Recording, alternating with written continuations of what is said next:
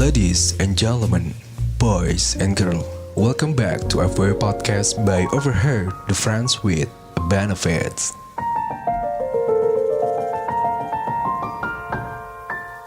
Ladies and gentlemen, boys and girls, welcome back to FW Podcast by Overheard the Friends with Benefits. And back again with your host. This is Mimi yang selalu setia menjadi host sekaligus narator kebanggaan sobat kami sekalian. Apa kabar semuanya?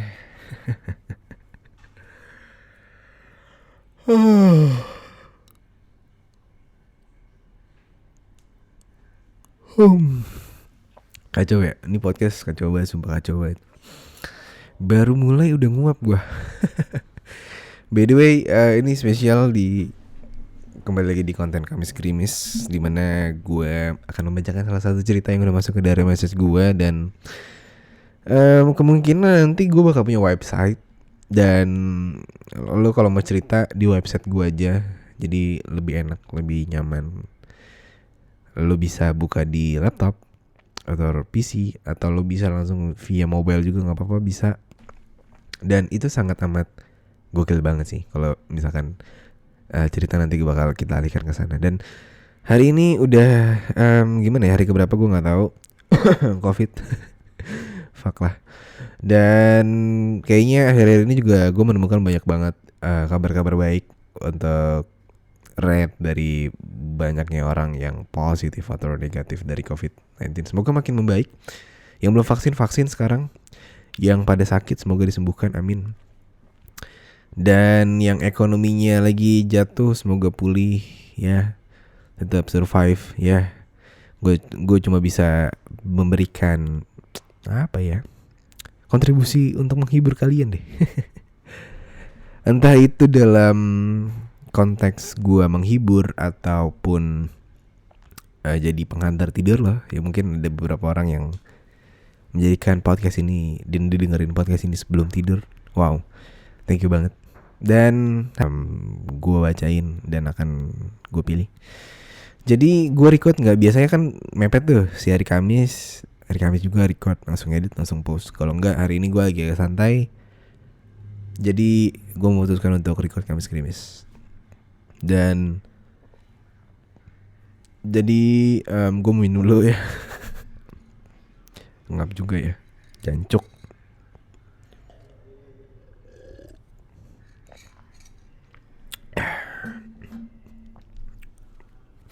Gue record dari Minggu karena gue lagi ngantar banyak kerjaan. Mungkin malam baru keluar, jadi kita manfaatkan waktu luang untuk record agar tidak terburu-buru.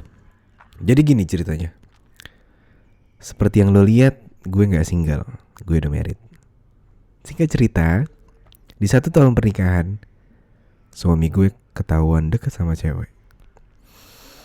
Pas ke gap di situ udah bilang kalau nggak akan kontak lagi lah dan lain-lain. Ya udah, gue clear dan nggak ada masalah apa-apa.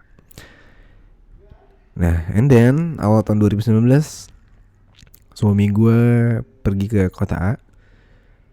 Nah, ternyata sama tuh cewek gue tadinya gak tahu, tapi akhirnya ketahuan. Di sana ternyata ya ngapain lagi kalau bukan check in. Dan di Jakarta juga akhirnya ngaku kalau pernah check in. Dan jujur banget hati kayak, what the fuck gitu loh. Gue gak tahu harus ngomong apa. Yang jelas gue marah banget. Wajar gak sih? Gue hidup dalam kegak-tenangan karena ya suami gue cheating kan. Nah dari 2019 sampai 2021 ini dia ternyata ya sering kenal sama cewek, selalu ketahuan sama gue, dan selalu minta maaf bilang gak ngulangin lagi. Dan lo tahu, gue selalu maafin dia berkali-kali sampai gue lupa case dia cheating tuh udah berapa kali. Gue selalu tanya, as a wife, gue kurang apa sih? Kurang enak diranjang? Kurang perhatian di rumah atau gimana? Dia bilang enggak, dan dia emang ngakuin kalau emang dasar dianya aja yang gak tahu kenapa gak bisa tahan godaan. Dan yang buat gue sakit hati adalah di beberapa cewek itu dia ngaku single. Kan anjing. Pokoknya selama dia gitu gue selalu maafin dia. Gue toxic banget. Gue sampai ngehack maps dia, WhatsApp web di HP dia. Tapi semakin gue cari tahu, semakin gue menemukan hal-hal yang nyakitin gue, yang bikin mood gue akhirnya jadi jelek untuk kerja, untuk main sama anak gue. Aura gue jadi negatif banget deh pokoknya. Sampai ada suatu waktu gue gak sengaja nemuin chat dia sama cewek lagi yang lagi gitulah ya. Dari situlah gue memutuskan untuk gila juga. Dan gue pikir gue cantik kok. Badan gue juga gak jelek-jelek banget untuk ukuran wanita yang udah punya anak. Kalau dia bisa gila, kenapa gue juga gak bisa gitu loh. Jahat gak sih anjing kata-kata gue. Singkat cerita, waktu itu gue pindah kerjaan dan ada teman gue kerja gue yang bikin gue tertarik at first sight gitu loh. Gue aja kenalan lah. Di situ gue tahu namanya dan gue minta nomornya. Gue kayak cari cara gitu, gimana ya ini anak dideketinnya. Ini orang tipe yang bikin gue penasaran banget. Kayak gue tuh pengen cobain lu gitu. Tapi nih cowok gak ada kepancing-pancingnya. Sebel banget. Asli. Gue tetap kekeh dideketin nih cowok.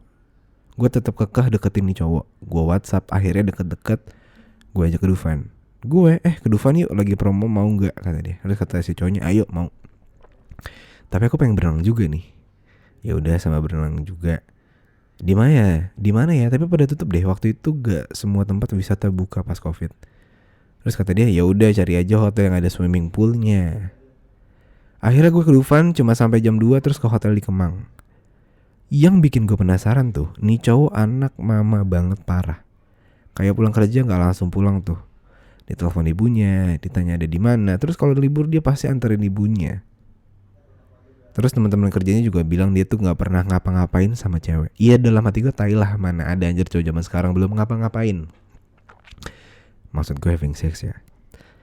Nah pas ngamar itu pure gue bener-bener gak diapa-apain coy. Bisa-bisanya dibilang duh ayang ayu. Jadi dia tuh pengen tapi malu dan gak tahu how to start anjir. Ini tuh beneran ya, bukan dia sok polos tapi emang kenyataannya emang gitu loh.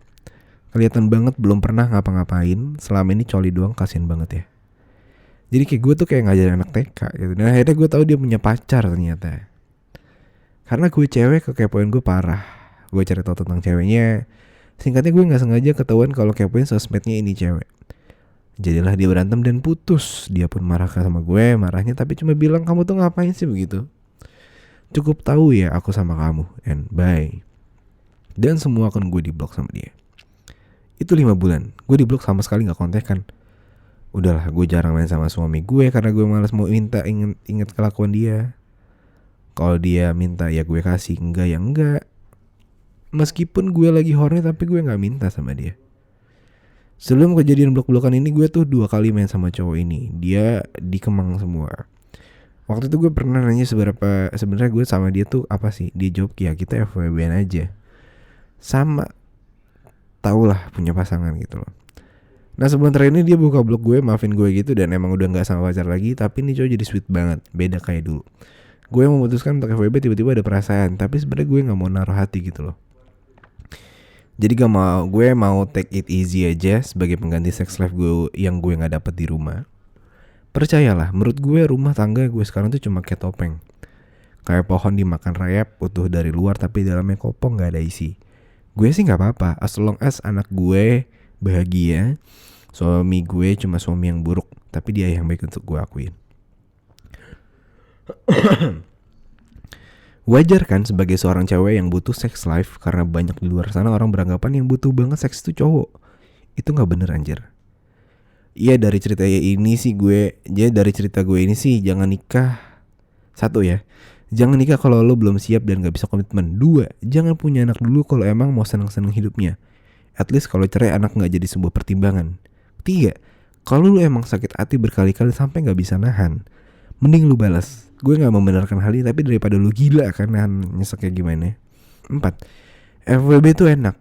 Ya yang gue dapat sih, gue dapat ganti sex life yang gue dapat dari nggak dapat di rumah.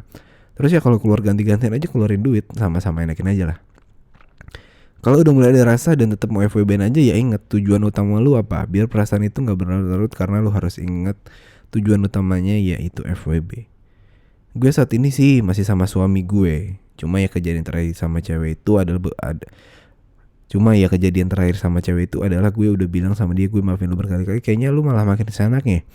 Jadi senaknya karena lu tau gue pasti maafin lu. Jadi sekarang ya gue tinggal tunggu waktu sampai gue capek dan jenuh aja buat akhirin semuanya. Gue udah nggak ada lagi upload foto sama dia di sosmed gue karena gue udah malas pencitraan, padahal sebenarnya nggak sebahagia itu gue. Cuma ada beberapa foto dia itu pun sama anak gue. Dan ya untuk hal-hal yang gue nggak dapet ya gue cari luar. As simple as that. LOL. Don ya, maaf kayak panjang. Emoticon cium. Wow, sering terjadi nih Bu. Mungkin bentar. Asli sih ini gue ngerasa kayak banyak banget orang-orang yang terjebak dalam suatu hubungan pernikahan yang ternyata dia itu nggak bahagia gitu loh. Entah faktor eksternal, entah faktor internal, entah pasangannya selingkuh, or sex life-nya nggak terpenuhi karena tahu pasangannya selingkuh, atau bisa juga pasangannya selingkuh karena sex life-nya nggak terpenuhi. Dan banyak banget faktor-faktor kayak gini. Gue nggak tahu lagi kalau misalkan kalau membicarakan seperti hal ini, karena gue juga belum nikah gitu loh.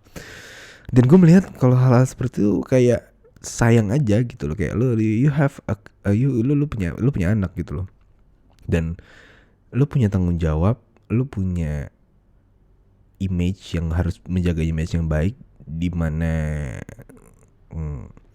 pikiran orang sekitar, keluarga dan segala macam teman-teman. Dan ini tuh kayak gue yakin nih orang tuh udah capek banget sih. Lu pakai topeng menutupi semuanya dengan topeng smile, padahal dalamnya lu bisa nangis atau whatever, lu stress atau lu kesel banget, atau lu udah nggak ada nafsu lagi, lu udah nggak ada kayak pengen something yang ngebuat lo untuk lebih bahagia, dan lo malah membalas perlakuan yang sebenarnya nggak salah gitu loh. Maksud gue nggak bisa menyalahkan gitu loh, karena ya ini udah pilihan lo untuk menjalankan apa yang lo mau gitu kan. Dan yang gue lihat di sini adalah dimana kayak ada something, seseorang yang udah dikasih maaf, dikasih kesempatan, tapi tetap diulangin, dan ya udah sampai akhirnya yang memberikan kesempatan pun juga capek dan mulai suatu hal yang emang ya begitu. Dan ya udah, kalau misalnya kayak gini ngomong-ngomong soal FWB, gue rasa lu bukan FWB-an ya bos. Karena lu juga melakukan hal ini atas dasar kemauan lu, dan secara gue yakin lu juga secara diam-diam gitu loh, ya kan. Kalau FWB, lu bisa masuk ke dalam kategori FWB ketika suami lu tahu kalau lu itu FWB-an. Dan kalau yang tadi lu ketemu dengan partner seks lo itu ya udah, mungkin lu bisa masuk ke dalam kategori fuckbu, atau lu lu selingkuh dan lu si cowok ini jadi selingkuhan, dan lu juga bisa jadi selingkuhannya dia. Karena kalau FWB itu beda konsennya, sama dengan hal bukan seperti ini gitu loh. Jadi kalau misalkan lu suka sama dia, kalau emang lu misalkan lu emang nggak bisa sama dia, ya udah jangan dipaksa gitu kan. Cinta itu nggak dipaksa gitu loh. Coba lu juga harus punya mental health yang sehat gitu loh. Gue yakin lu udah capek sebenarnya, cuman lu kayak masih maksa aja untuk ya karena ada something yang sebenarnya ya gue nggak tahu tanggung jawabnya seperti apa dan gimana ya kan. Jadi sekali lagi ya ini pilihan lo, dan ini jalan yang lo ambil dan lo pilih.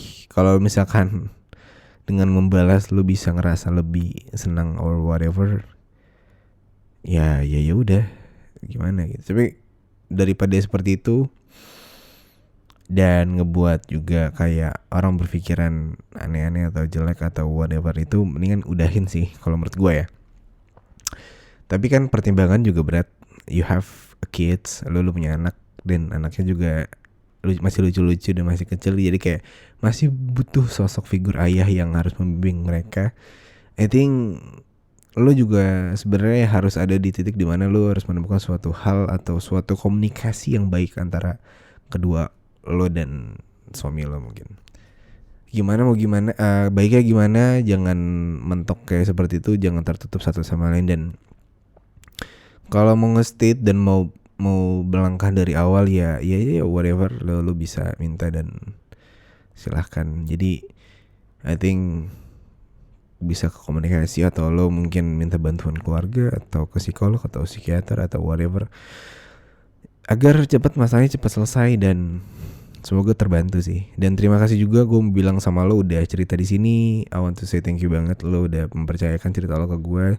Akan gue jaga dan akan gue keep. Jadi terima kasih banget yang udah cerita untuk kontributor pada pagi, siang, sore, malam ini untuk Sobat Nganu juga. Dan terima kasih untuk Sobat Nganu yang udah mendengarkan episode Kamis Gerimis pada hari ini nih. Ini pelajaran banget sih. Biar lo nggak mencari something atau mencari pelarian di luar. Oke, tanpa banyak basa-basi lagi, jangan lupa untuk follow Instagram gue di @overheardfvb. Jangan lupa juga untuk follow Instagram di @overheardpodcast. Dan apa lagi ya? Oh iya, gue ada Benefits Indonesia. Boleh follow juga, jangan lupa di @benefits Indonesia. Nantinya gue juga bakal rencana bikin media. Lo bisa kunjungi ke Benefits Media. Dan terima kasih semua yang udah mendengarkan podcast pada hari ini. Thank you supportnya. Dan apa lagi ya? Udah gak ada sih. Dan semoga kalian sehat-sehat sih ya. Terakhir dari gue di sini, gue Mimin pamit undur suara. Sampai jumpa di episode selanjutnya. And see you, bye bye.